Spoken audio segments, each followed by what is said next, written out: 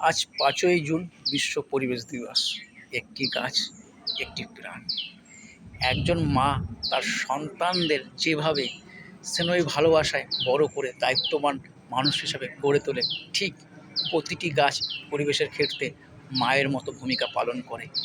প্রতিটি গাছ পরিবেশের ভারসাম্য রক্ষা করে, হ্যাঁ, পরিবেশকে বাঁচিয়ে রাখতে সাহায্য করে। তো একটি গাছ একটি প্রাণ।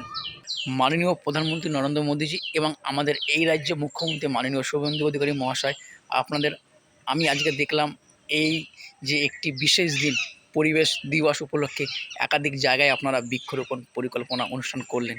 তো একটি কথা বলবো, ৫ই জুন বছরে একদিন বৃক্ষরোপণ অনুষ্ঠানটি না হয়ে বছরে ৩৬৫ দিন বৃক্ষরোপণ অনুষ্ঠান হওয়া দরকার। হ্যাঁ, হওয়া দরকার। কারণ আমরা দেখছি কিন্তু দিনার দিন কিন্তু তাপমাত্রা বেড়েই চলেছে। তো মাননীয় প্রধানমন্ত্রী নরেন্দ্র মোদীজি, আপনাকে একটি কথা বলছি, আমি অনুরোধ করছি, তো এমন কিছু করুন। তো আমরা প্রতিটি মানুষ জানি কিন্তু একটি গাছ একটি প্রাণ, জেনেও কিন্তু আমরা সেটা ভুলতে বসেছি। তো আপনি এমন কিছু করুন যাতে করে প্রতিটি মানুষ আবারও সেটা মাথায় রাখে, যেন একটি গাছ একটি প্রাণ। একটি গাছই পারে পরিবেশকে বাঁচিয়ে রাখতে, একটি গাছই পারে আমাদের আগামী প্রজন্মকে একটি দূষণমুক্ত পরিবেশ উপহার দিতে। তাই একটি গাছ একটি প্রাণ, এইভাবেই আপনি এমন কোনো কিছু পরিকল্পনা করুন যাতে করে প্রতিটি মানুষ সচেতন হয় যে গাছই আমাদের জীবন।